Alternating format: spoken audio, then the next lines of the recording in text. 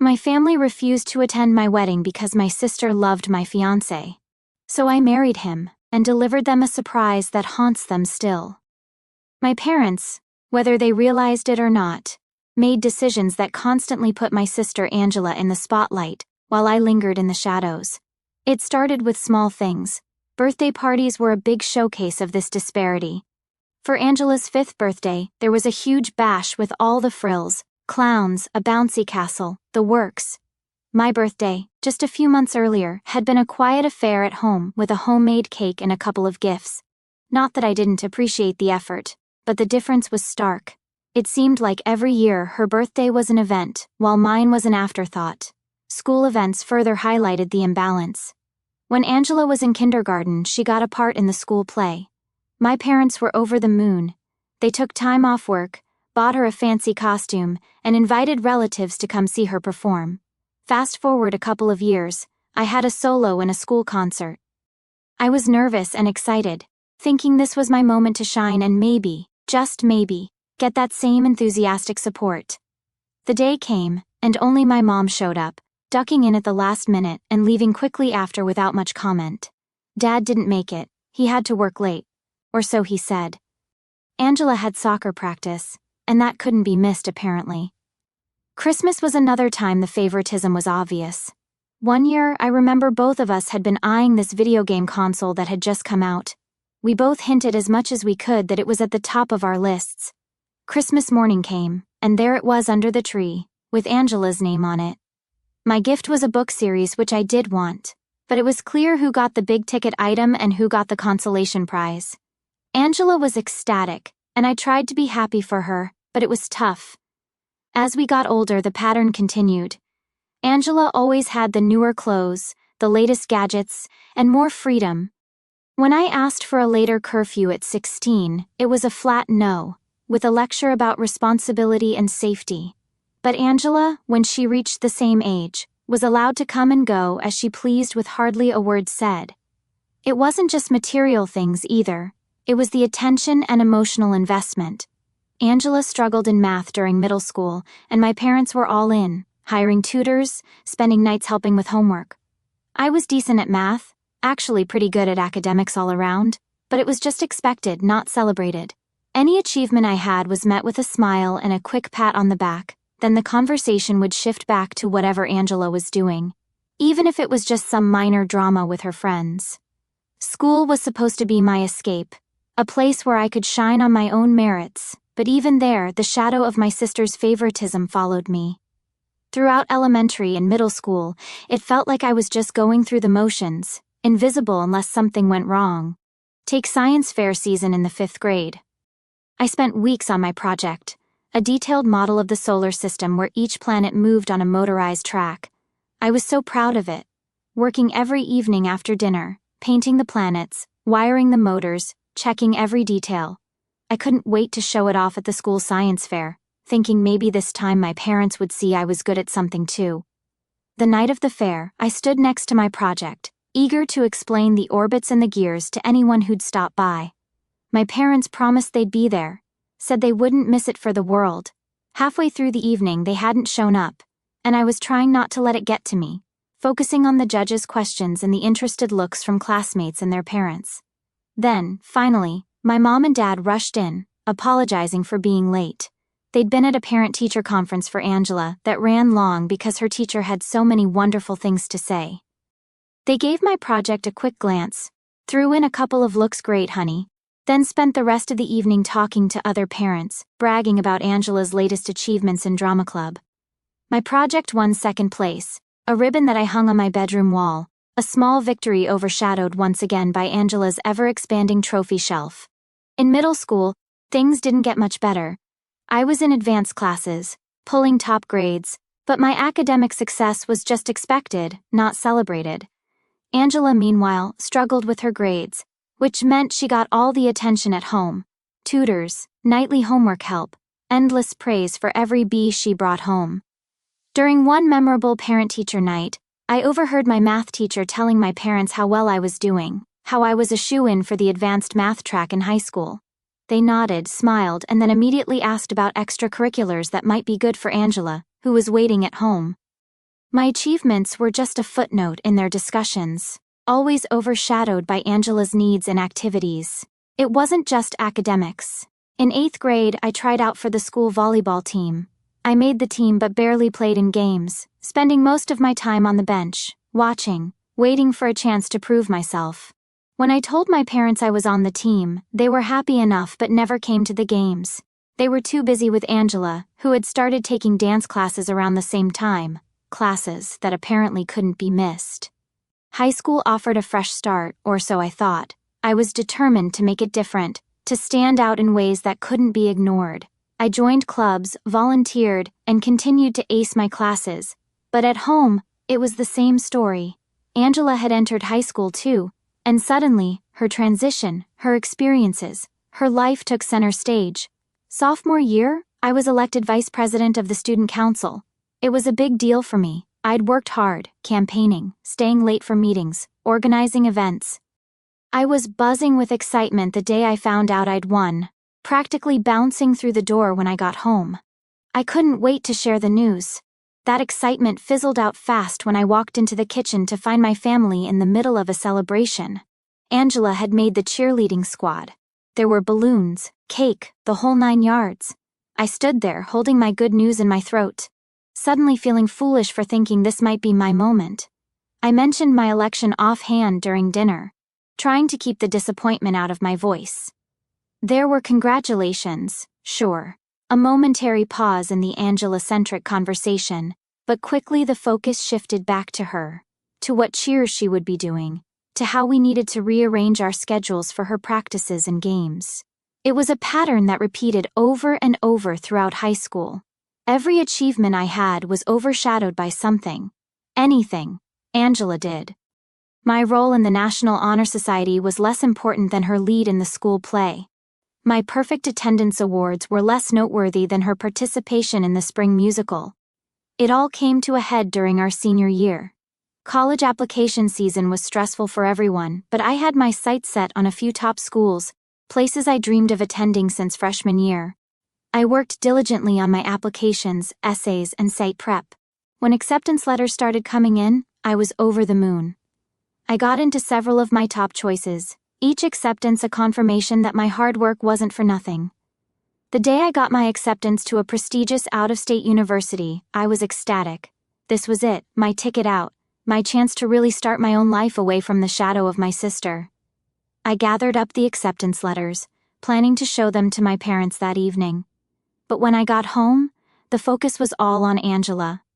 She'd been accepted to a local college, a good school but nowhere near as competitive. My parents were thrilled, talking about how they could visit her easily, how she'd be close to home. When I showed them my letters, they were happy for me, but the conversation quickly turned back to logistics for Angela, to keeping her close, to making sure she wouldn't have to go too far from the safety net of home. My moment, like so many others, was swept aside. My decision to go to that out-of-state university was met with concerns about distance and safety, not with pride or excitement. It was clear that no matter what I achieved, Angela's comfort and happiness would always come first. That realization hurt, but it also lit a fire in me. I was determined to go to that university, to start fresh, to build a life where I was more than just Angela's older sister, where my achievements and my happiness could stand on their own. Moving out was my declaration of independence, a loud statement that I was done being the backdrop to someone else's vibrant painting. I was 20, balancing a full course load at university, while working part-time to scrape together enough for rent and tuition. It wasn't easy, but every challenge I faced in my cramped one-bedroom apartment was a testament to my resilience, a badge of honor I wore with a mix of pride and relief. The decision to move out wasn't made on a whim. It was the culmination of years of feeling sidelined, of watching my sister Angela receive all the familial support and attention while I was expected to be self-sufficient. This dynamic didn't improve with age. If anything, it became more pronounced as we grew older. My achievements, no matter how significant, were always overshadowed by the smallest of Angela's accomplishments. The day I left, I packed my belongings into a couple of suitcases and boxes, the sum total of my life fitting neatly into the back of an old car I had bought with my savings. There were no tearful goodbyes or heartfelt wishes for luck, Just a brief, somewhat awkward exchange with my parents, who seemed more confused by my decision than anything else. Angela didn't even realize I was moving out until she saw the empty space where my things used to be. Settling into my new apartment was a reality check. The place was small, the walls were thin, and the furnishings were a mishmash of whatever I could afford, from thrift stores and clearance sales. But it was mine. For the first time, I had a space where I could make the rules, where I could come home and know that everything was exactly where I had left it, where the silence was for my contemplation, and not a side effect of being ignored. Managing my finances was one of the biggest challenges. I quickly learned to budget like a pro, juggling bills, rent, and tuition payments with the meager earnings from my part-time job. Groceries were bought on sale, luxuries were few and far between, and every penny spent was carefully considered. Nights out with friends were replaced by nights in with textbooks and instant noodles. It was a stark contrast to my life at home, where Angela's wants often translated into expenses that my parents didn't think twice about. Balancing work and study was another hurdle. My days were a blur of classes, library sessions, and long shifts at a local cafe. I would come home exhausted, my body aching for sleep, but my mind racing with everything I needed to do to stay ahead. Despite the exhaustion, there was a profound satisfaction in knowing that every grade I earned, every rent payment I made, was a result of my own efforts. There was no overshadowing here. My successes and failures were entirely my own. Socially, it was isolating at times. I watched my classmates head out for evenings of fun while I headed to work or back to my apartment to study. I envied their freedom, their careless laughter that seemed so far removed from my own responsibilities, but this period taught me a lot about myself. I learned that I could rely on my own strength, that I could face challenges head-on and come out the other side stronger for it. There were moments of doubt, of course. Nights when I lay in my bed, listening to the sounds of the city, and wondering if I had made a mistake. In those moments, the weight of what I had taken on felt overwhelming. But then I would remember the reasons why I left. I thought about the constant comparisons, the way my needs had always come second to Angela's, the way my parents had managed to make even my accomplishments feel like they were lacking somehow. These reflections steeled my resolve. They reminded me that moving out was not just about finding a place to live. It was about finding a place to grow, to understand who I was outside of the family dynamics that had shaped so much of my life. It was about breaking the pattern of being an afterthought in my own story. As I moved through my university years, the distance from my family allowed me to build a life that felt genuinely mine. I made friends, connections that were based on mutual respect and shared experiences rather than familial obligation. I became involved in university activities, taking on roles that challenged and excited me. Each success was a building block in my newfound self-esteem. Each failure, a lesson rather than a mark against my worth. By the time I graduated, I had a solid group of friends, a degree and a job lined up. The pride I felt walking across that stage to receive my diploma was untainted by any need for validation from my family. I had proven to myself that I could make it on my own terms, and that was enough. Reflecting on those years now, I realize how crucial they were in shaping the person I have become. They were a time of growth, of trial and error, of setting the foundations for the life I wanted to lead. They taught me about the value of independence, not just financially, but emotionally and mentally. Moving out might have started as a way to escape the favoritism that so defined my relationship with my family, but it became so much more. It was the beginning of truly understanding my worth, of seeing that I was capable of so much more than being the overlooked older sister. It was hard, yes, and lonely at times, but it was also one of the most empowering decisions I ever made. After graduating from university, I found myself in a place of solid independence. I was financially stable, emotionally more resilient, and professionally just starting to make my mark. It was around this time that Ricky and I took our relationship from good friends to something more. We had known each other since our second year of university, but it was only after we both had settled into our careers that we began to see each other in a new light. Ricky was different from anyone I'd ever dated. He was incredibly supportive, genuinely interested in my thoughts and feelings, and never made me feel overshadowed or less important. Our relationship grew naturally, filled with deep conversations, shared interests, and a mutual respect that I'd always longed for but never quite experienced. I think what made our relationship so special was the fact that Ricky knew all about my family dynamics. He'd seen firsthand how my achievements were often brushed aside, how my parents' blatant favoritism toward Angela affected me. He understood my need for space from them, my drive to prove myself on my own terms, and rather than judge or pity me, he stood by me, offering support and understanding.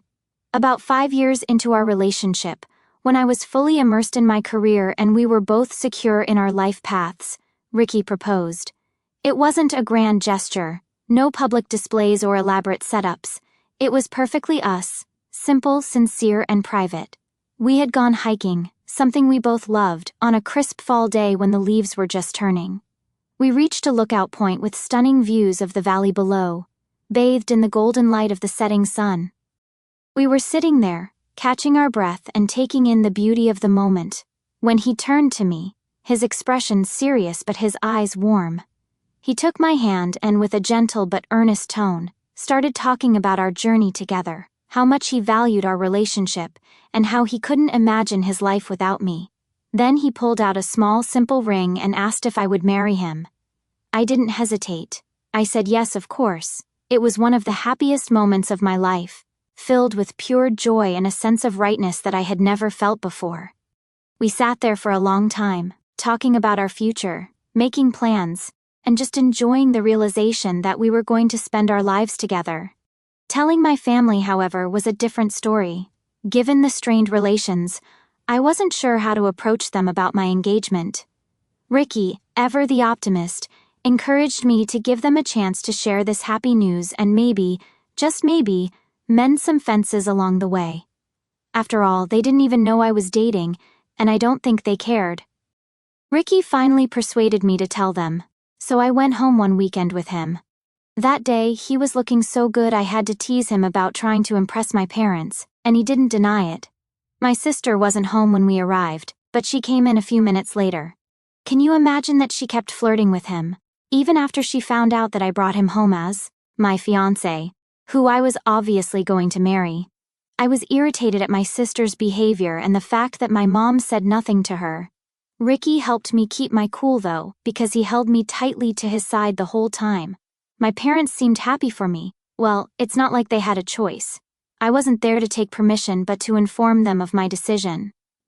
After some weeks, Ricky took me to one of our favorite places and noticed that he was being extra gentle with me. He did that when he had something serious to tell me or something he wasn't comfortable with, so I braced myself for it. I was so curious that before we got to the restaurant, I asked him what the problem was and what he wanted to tell me.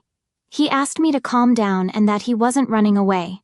He told me that my sister had been flirting with him since they met. She found him on social media and wouldn't let him be, so now it was uncomfortable for him. She told him to leave me because she was better for him than I was. I was furious. How far could she really go?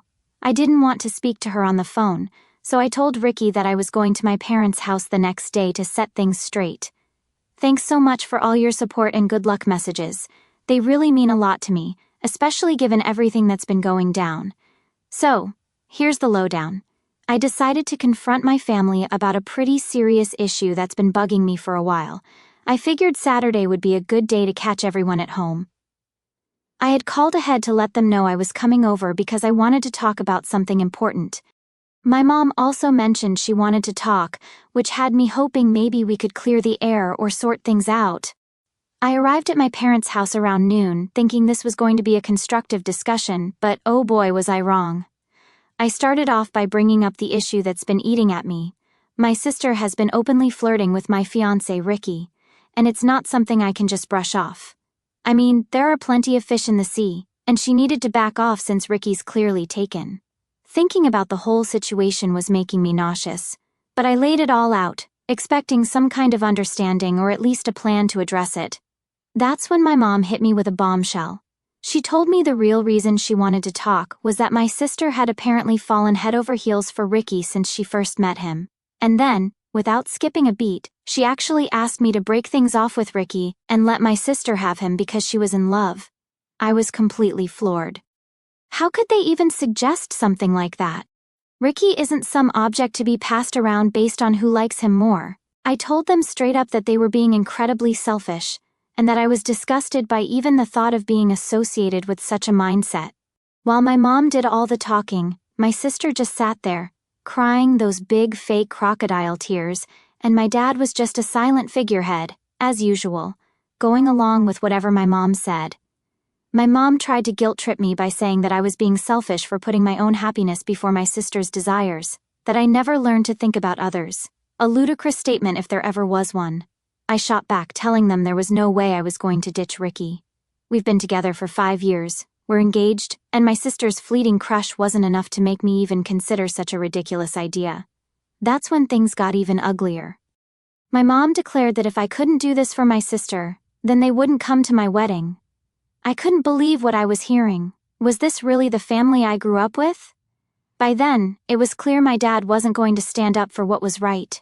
He's never been one to challenge my mom or take a stand. After dropping that bomb, I just left. I couldn't take another minute. I was so shaken up that I broke down crying in my car as I drove away. It felt like my whole world had shifted. Who were these people? How could they expect me to sacrifice my happiness like that? Ricky was equally shocked when I told him. He knew my family was difficult, but he didn't realize the extent until now. I apologized that my family drama was now spilling over into our life together. Even saying it out loud, how ridiculous this all was, felt surreal. So now, I'm at a crossroads. My family's ultimatum hangs over me like a dark cloud. It hurts knowing that they might not be at my wedding, but at the same time, do I really want such toxicity at one of the happiest days of my life? Ricky and I have some thinking to do, but one thing's for sure, we need to surround ourselves with people who love and support us, not those who see us as pawns in their selfish games. I'm trying to stay positive and focus on the good things I have going for me. But it's tough. The support from this community has been incredible, and I can't thank you enough. It's comforting to know I'm not alone in this. I'll keep you all updated as things develop, but for now, my focus is on maintaining my peace and planning a future with Ricky, hopefully free from any more unnecessary drama. Thanks again for being here for me. So, where to start? Well, the wedding preparations have been one of the few highlights lately. Everything is picking up pace, and seeing it all come together is really exciting. We've nailed down the venue, caterer, and the band, and I've been diving into all the small details that make the day special. It's been a nice distraction from the other less pleasant stuff. But as you guessed, not all is smooth sailing.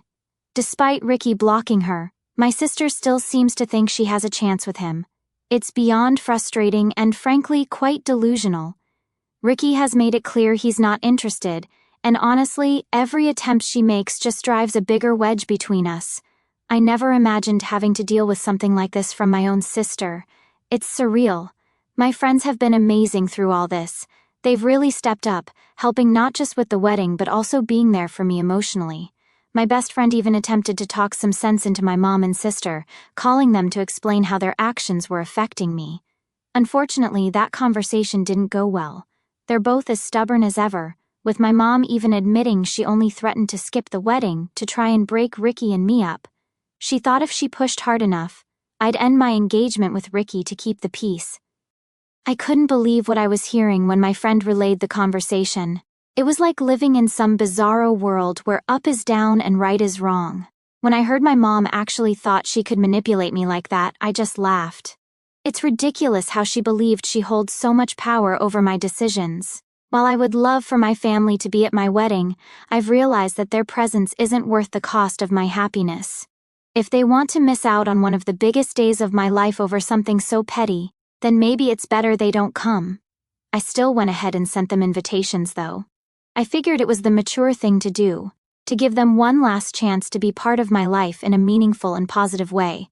But honestly, I've set my expectations pretty low. Their response, or lack thereof, will tell me everything I need to know about where we stand.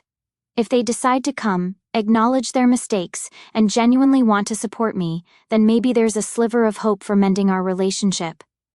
On the other hand, if they choose to continue with their current behavior, I'm fully prepared to cut them out of my life for good. I can't keep dealing with their negativity and manipulation. It's exhausting, and it's not how I want to live. As the wedding day approaches, I'm trying to focus on the positive aspects and the people who genuinely support and love me and Ricky. We're both incredibly excited about starting our new life together, and we won't let anyone's selfishness or drama overshadow our joy. I'm looking forward to celebrating our love with friends and family who care about us and want the best for us. Your messages of support and shared experiences have been a beacon of light in what has been a pretty dark time. I'll definitely keep you all updated as more developments unfold, but for now, I'm just going to keep planning the happiest day of our lives and hoping for a drama-free celebration filled with love and laughter. Here's to better days ahead. Hey everyone, checking in from my honeymoon spot, and I'm still buzzing with excitement and happiness. I can't believe it, I'm actually married to the absolute love of my life, Ricky. Just typing that out feels surreal, like I'm living in a dream, and honestly, I couldn't be happier. The wedding itself was everything I ever dreamed of and then some. It was a beautiful day filled with love, laughter, and lots of dancing. Being surrounded by friends and Ricky's family, who have shown nothing but love and acceptance, really made the day magical. They've become my family now, and their warmth and kindness have meant the world to us both. However, not everything was perfect, and there was a bittersweet tinge to the day. Despite hoping otherwise, my own family didn't show up. It was painful, really painful. Throughout the ceremony, I found myself glancing over at the seats where I hoped to see them, holding on to a shred of hope that they'd walk through the door at the last minute. But they never came. Ricky noticed what I was doing, and, at one moment, just pulled me close and whispered for me to focus on us, on the beautiful beginning we were about to embark on. He reassured me that right then, it was just about the two of us, and that was all that mattered. His words helped more than he might realize. They reminded me that while the absence of my family hurt, it didn't define our day or our lives together. We were there to celebrate our love and commitment to each other, and nothing could take away from that. The support from Ricky's family was overwhelming in the best way possible. They filled so much of that empty space with their presence and love, making sure every moment was a celebration. After the wedding, saying that I was emotionally drained would be an understatement. It's hard to grapple with the fact that my own family chose not to be a part of one of the most important days of my life. At times, I wonder if they'll ever come around, or if the rift between us will just keep growing. Right now, my heart feels a bit numb toward them, like I don't even recognize them as my parents or my sister anymore. I don't know if that will change in the future, but right now, I'm choosing happiness. I'm choosing to focus on the new family I've gained through Ricky and on our future together. The joy of the day, despite the shadows, affirmed that Ricky and I can face anything as long as we have each other. Our wedding day, despite the absence of my biological family, was genuinely the best day of our lives because it represented us moving forward together, stronger and more in love than ever.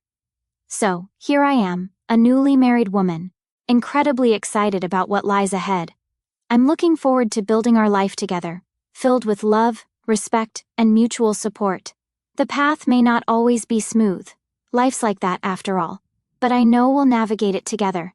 Thanks again for all your love and support through this journey.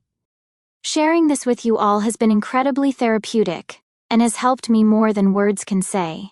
For now, I'm going to soak up every moment of this honeymoon and the new beginnings it represents. Here's to love, laughter, and a future filled with happiness.